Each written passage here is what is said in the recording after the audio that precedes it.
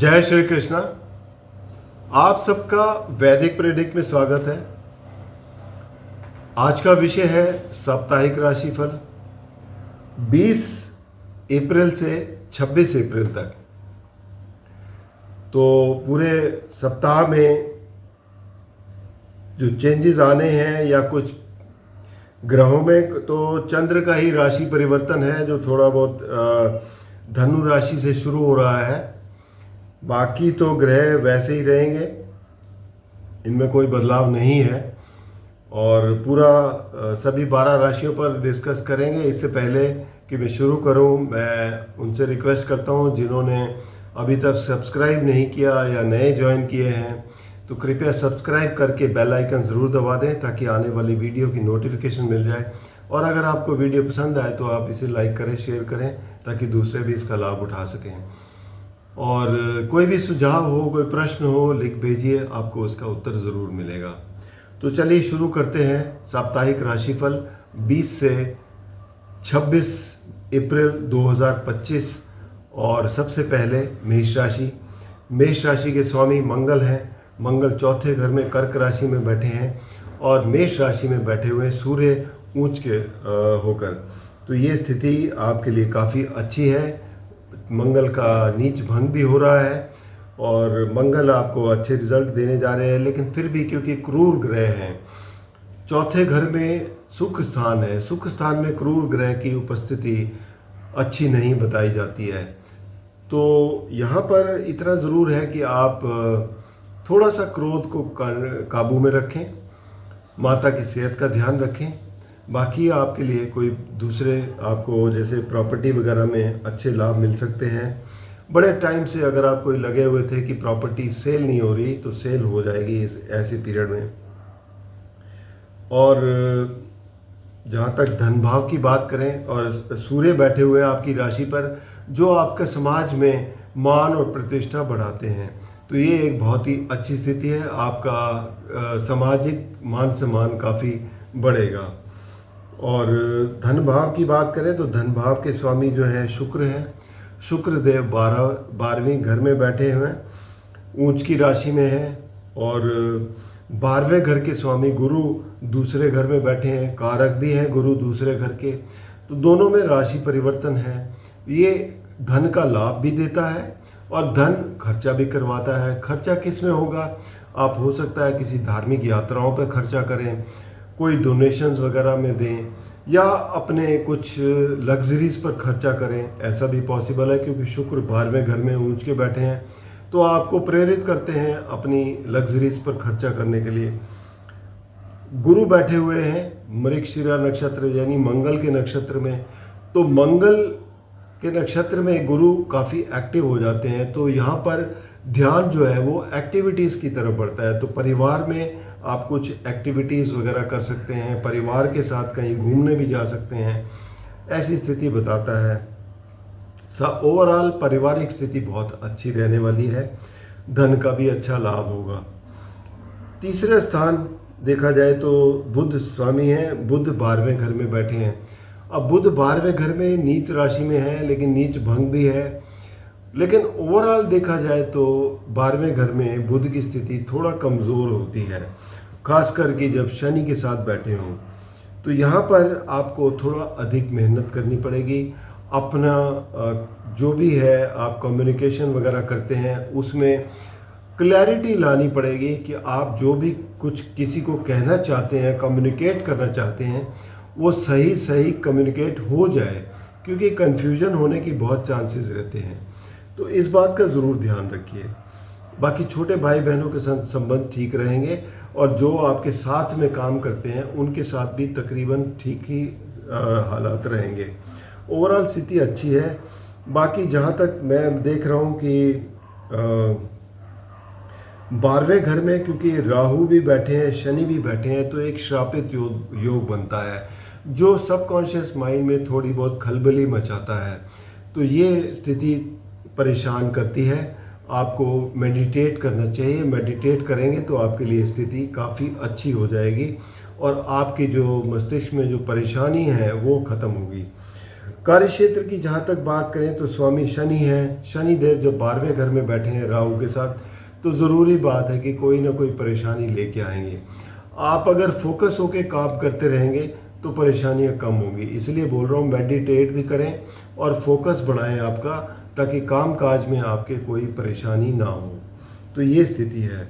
अब बात करेंगे वृषभ राशि की। तो वृषभ राशि के स्वामी हैं शुक्र, जो कि 11वें घर में बैठे हैं ऊंच की राशि में।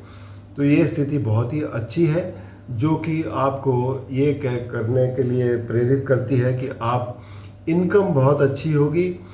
और क्योंकि यहाँ पे 11वें घर के स्वामी गुरु हैं, गुरु आपकी राशि पर बैठे हुए हैं, दोनों में राशि परिवर्तन है, जो कि आपको बहुत बड़े लाभ दे रहा है। तो ओवरऑल ये स्थिति आपके लिए बहुत अच्छी है। गुरु क्योंकि पहले घर में दिग्बली भी होते हैं, जो आपको काफ़ी अच्छे फायदे देते हैं। तो ये स्थिति वृषभ राशि वालों के लिए ये सप्ताह काफ़ी अच्छा है। साथ में हाँ, राहु और शनि बैठे हैं, तो क्रूर ग्रह भी लाभ स्थान में आपको बड़े लाभ दे देते हैं। तो ये स्थिति आपके लिए बहुत ही अच्छी है।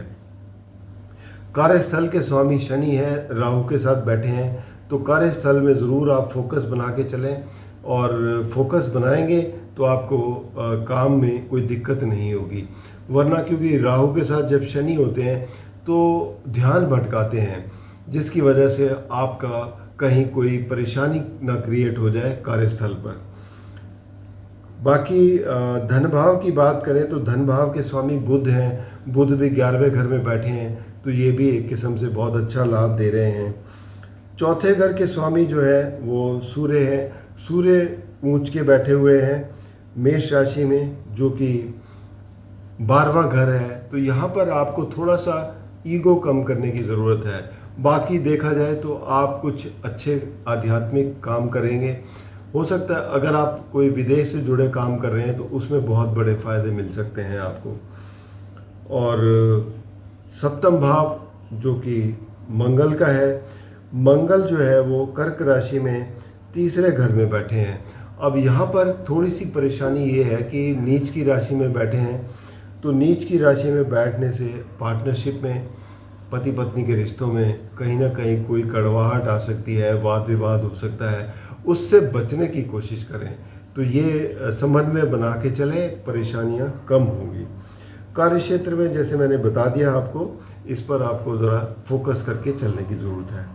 अब बात करेंगे मिथुन राशि की। मिथुन राशि के स्वामी बुध हैं, बुध जो है वो आपके 10वें भाव में बैठे हैं शुक्र, शनि और राहु के साथ। बुध यहाँ पर थोड़े से दबाव में हैं, क्योंकि शनि के नक्षत्र में हैं, और नहीं, राहु अपने नक्षत्र में है। लेकिन ये जो है यहाँ पर क्योंकि राहु और शनि के साथ हैं, इस वजह से दबाव में आते हैं। तो जो भी काम करें उसे ज़रा एक बार दोबारा फोकस कर लें, ताकि आपको कोई उसमें कोई गलती ना हो।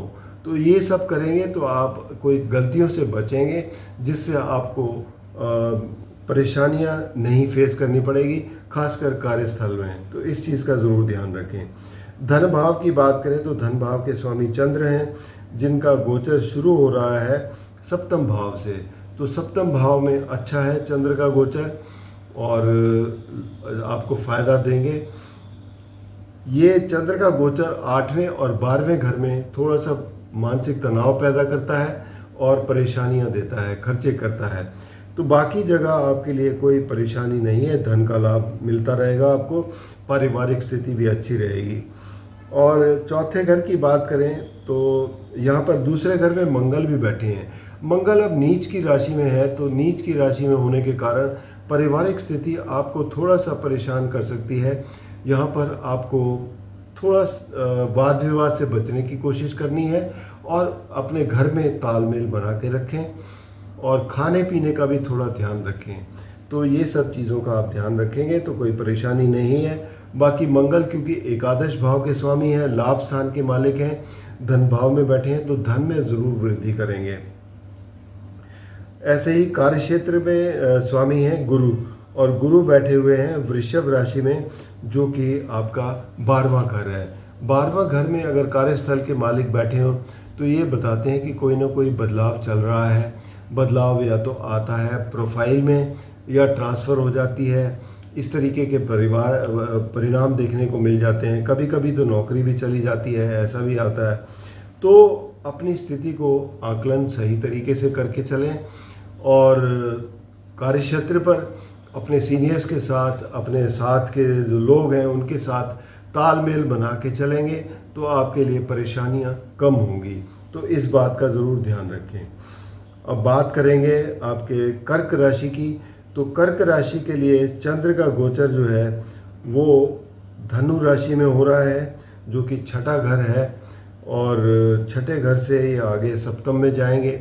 ओवरऑल स्थिति देखा जाए तो चंद्र की, क्योंकि आपके राशि स्वामी हैं, तो क्योंकि हर 2-2.25 दिन में राशि परिवर्तन कर लेते हैं, ओवरऑल स्थिति ठीक ही रहेगी, सिवाय 8वें और 12वें घर में थोड़ा बहुत परेशान करते हैं।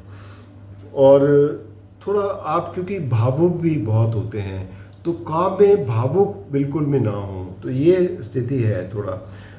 और धन भाव की स्थिति जहाँ तक है तो धन भाव के स्वामी सूर्य हैं। सूर्य बैठे हुए हैं दशम भाव में अपनी ऊंच की राशि में। तो कार्यस्थल में आपकी जो प्रतिभा है वो काफ़ी ऊंचाई पर है, आपकी बड़ी प्रशंसा होगी। कार्यस्थल पर आप अपना नाम कमाएंगे और सीनियर्स के साथ, अपने लोगों के साथ आप उनकी नज़रों में आपकी जो प्रतिष्ठा है वो बढ़ेगी। तो ये स्थिति आपके लिए बहुत ही अच्छी है। धन भी आएगा, ज़रूरी बात है। और एकादश भाव में अगर देखें लाभ स्थान में, तो यहाँ गुरु बैठे हुए हैं। गुरु आपके भाग्य स्थान के मालिक हैं और भाग्य स्थान में शुक्र बैठे हुए हैं। गुरु और शुक्र में राशि परिवर्तन भी है, जो आपके भाग्य को भी मजबूत करता है और आपके लाभ भी काफ़ी अच्छे देता है। तो ये यहाँ पर स्थिति आपके लिए बहुत अच्छी है। बाकी भाग्य स्थान में शनि और राहु की भी युति है, तो ये आपके लिए थोड़ा सा परेशानी क्रिएट कर सकती है, जो कि आपको एक तो पिता की सेहत का ज़रूर ध्यान रखें, और वैसे भी अगर कोई यात्राएं होती हैं उसमें आप थोड़ी सावधानी रखें। बाकी और कोई परेशानी नहीं है। घर की बात करें तो सुख स्थान की बात करें तो यहाँ पर शुक्र स्वामी हैं, और शुक्र जैसे उच्च राशि में बैठे हैं तो घर में भी माहौल बहुत अच्छा है, कोई दिक्कत की बात नहीं है। अब बात करेंगे सिंह राशि की। सिंह राशि के स्वामी सूर्य हैं। सूर्य नवम भाव में बैठे हैं अपनी ऊंच की राशि में, तो ये स्थिति आपके लिए बहुत अच्छी है। भाग्य भी आपका साथ देगा, पिता से सहयोग मिलेगा और आपके काम जो है बड़ी आसानी से निकलते हुए जाएंगे, और आपका मान प्रतिष्ठा भी काफ़ी अच्छी होगी समाज में। इसके बाद धन भाव की बात करें तो धन भाव के स्वामी बुध हैं, और बुध जो है वो बैठेंगे आपके 8वें घर में। तो 8वें घर में शनि, राहु और शुक्र के साथ हैं, तो यहाँ पर थोड़ा दबाव में है। तो यहाँ हो सकता है धन में, क्योंकि हालांकि धन भाव को तो देख रहे हैं, मजबूती दे रहे हैं, लेकिन ओवरऑल देखा जाए तो कहीं ना कहीं थोड़ा दबाव में होने के कारण कहीं डिले हो सकते हैं, ये स्थिति दिखाई देती है। तो उस पर फोकस करके चलें, जैसे भी हो अपने काम निकालें। तीसरे घर के स्वामी शुक्र हैं। शुक्र ऊंच के होके बैठे हैं 8वें घर में, तो शुक्र आपको फ़ायदा देते हैं। 8वें घर में शुक्र की स्थिति बहुत अच्छी रहती है। चौथे घर के स्वामी मंगल है। मंगल जो है वो आपके बैठे हुए हैं 12वें घर में। तो यहाँ पर थोड़ा बहुत स्थिति ऐसी है कि हो सकता है कि आप घर से दूर जाएं, कोई यात्रा में जाएं, खर्चे भी होंगे आपके, थोड़ा मानसिक तनाव भी रहेगा। इन सब चीज़ों का आपको ध्यान रखने की ज़रूरत है। और सप्तम भाव की बात करें जो कि पार्टनरशिप का है, पति पत्नी के रिश्तों का है, यहाँ पर शनि देव स्वामी हैं, छठे और 7वें घर के स्वामी हैं और 8वें घर में बैठे हैं। तो 8वें घर में शनि राहु के साथ बैठे हैं, तो यहाँ थोड़ी बहुत परेशानी हो सकती है। पार्टनर्स के साथ वाद विवाद से बचने की कोशिश करें। पति पत्नी के रिश्तों में भी आपको थोड़ा सा समन्वय बना के चलना है। और अपनी यहाँ पर आपको ये भी लगता है कि खर्चे भी अधिक होंगे और वाहन वगैरह चलाते हैं तो उस पर भी ध्यान दें। तो ये सब बातें हो सकती हैं। और चोट वगैरह भी लगने की उम्मीद है, तो बचने की कोशिश करें। तो ये सब चीज़ें आपके लिए देखने की ज़रूरत है इस सप्ताह।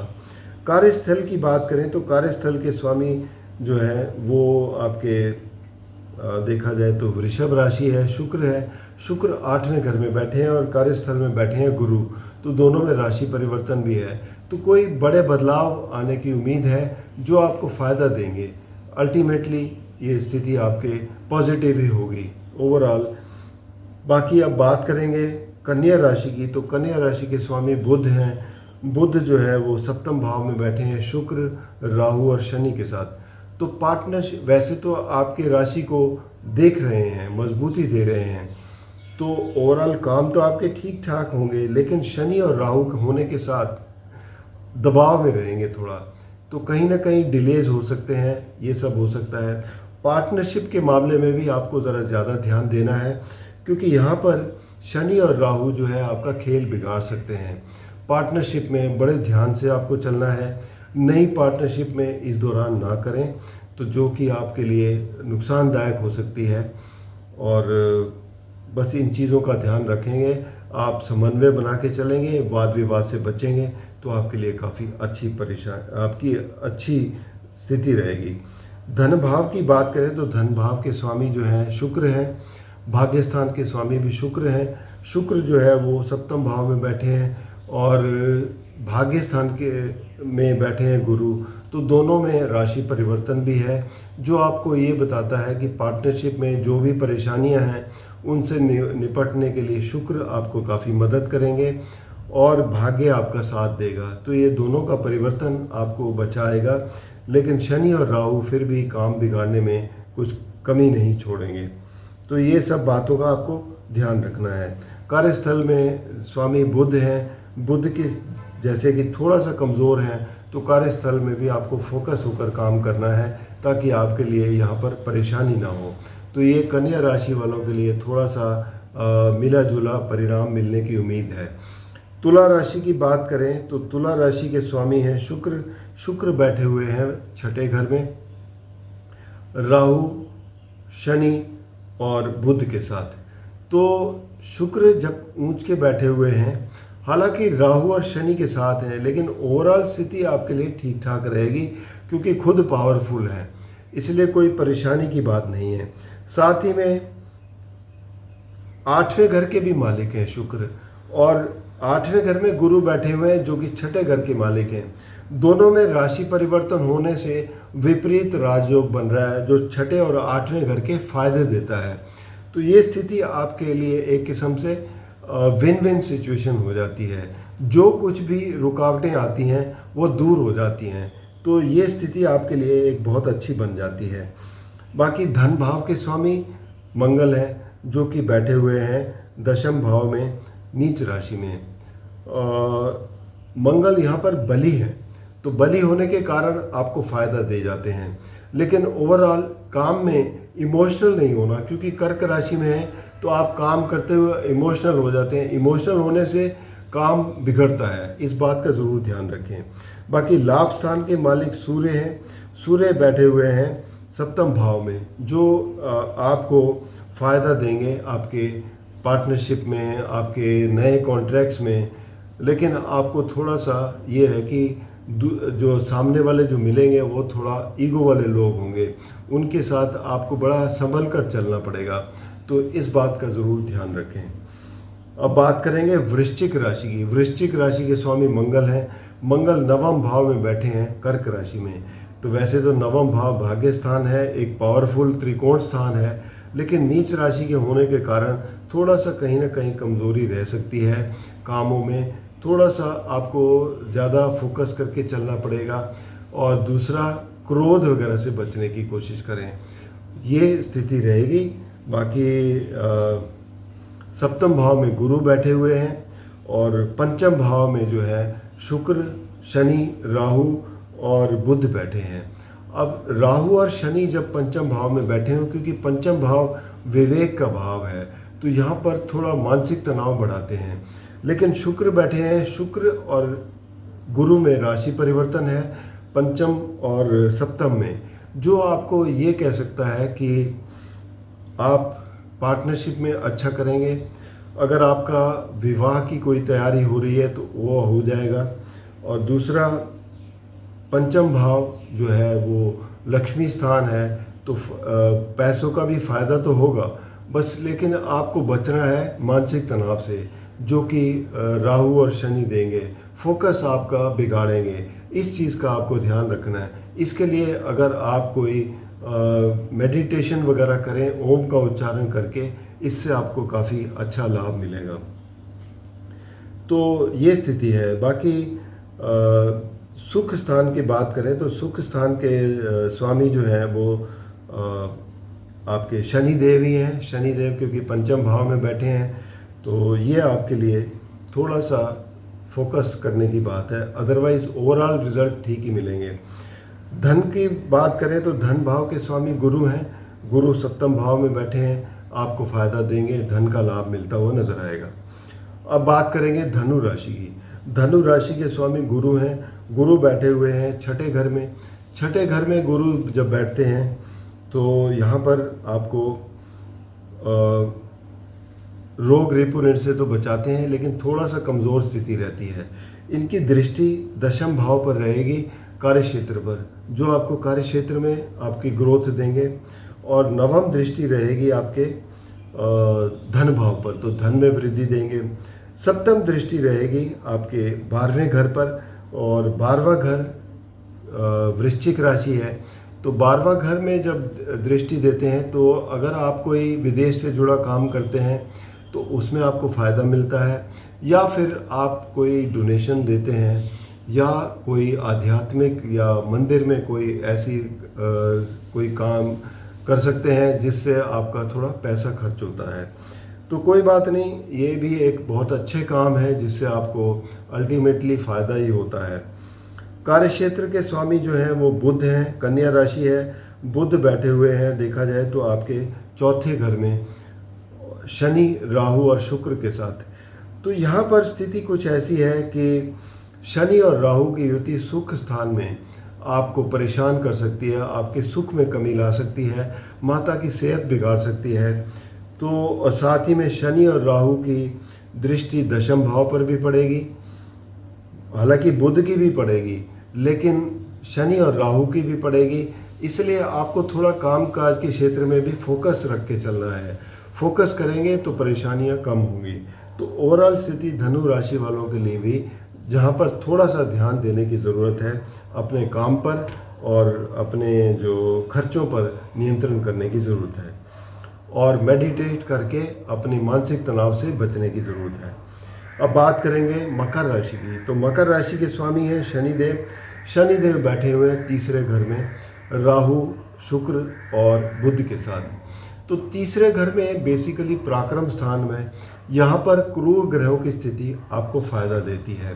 तो यहाँ पर आपको कोई परेशानी नहीं है। और गुरु बैठे हुए हैं पंचम भाव में। गुरु और शुक्र का राशि परिवर्तन भी है।